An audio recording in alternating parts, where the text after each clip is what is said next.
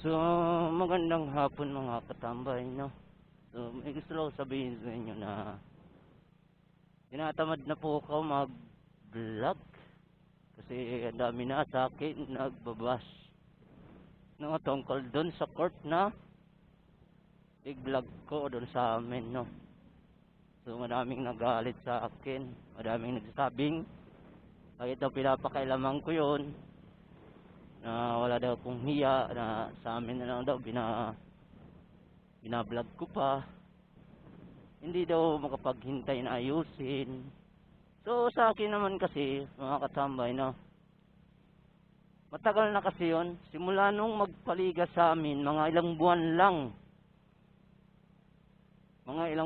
lang mula pagka tapos ng liga sa amin, pagkapista, mga ilang buwan lang ulit nagamit tapos nasira na, no. So hindi na po yun napaayos, no.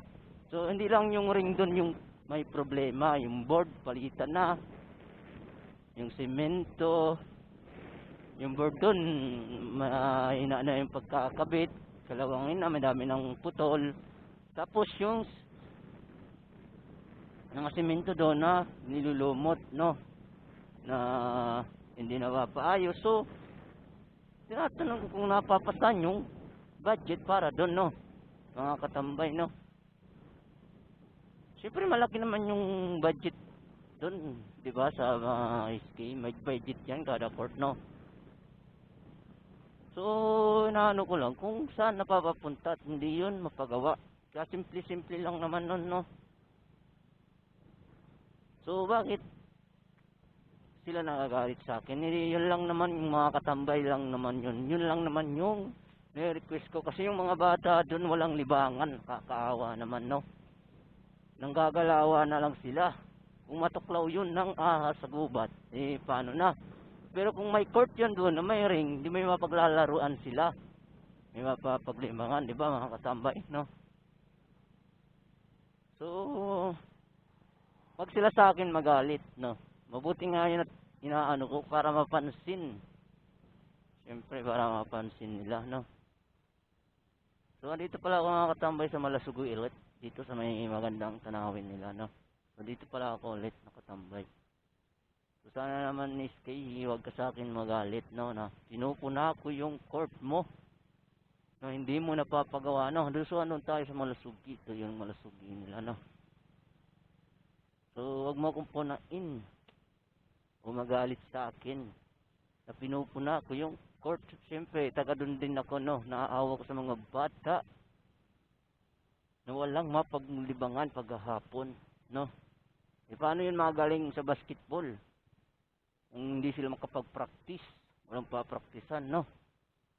Sana mapagawa mo na yung court, no. Tapos yung board, hindi lang naman yung ring, pati yung board delikado na din yun kasi kalawangin na, mahihina na yung pagkakapit, pagka-welding, masyado ng bulok yung bakal nila, no. So sana naman mga katambay, huwag kayong magalit sa akin dahil dun sa tig-vlog ko, no. Eh para rin din naman yun sa kabataan dun. So huwag kasi puro sahod lang, no. Dapat may maipapakitang nagagawa, no.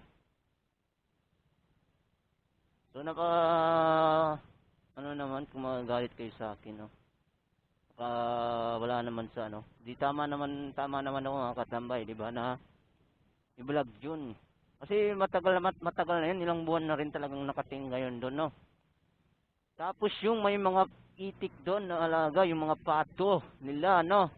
Hindi po yun kulungan. Puno na ng ipot yung court, no. Hindi po yung kulungan, nakakaya po sa dadayo doon. Sa dadaan na bisita, makikita na lang yung court ng puno ng ipot, no. Hindi po yung kulungan, tambay, no. Yung may-ari po doon ng pato, sana po ay mahiya naman kayo, no. Kung mag-aalaga po kayo, sana naman yung may kulungan naman, di ba mga katambay, no. Sana naman po yung may kulungan, no. Kung mag-aalaga kayo, sana yung may kulungan, no. Kasi hindi po kulungan yung court, no. Puno na po ng ipot.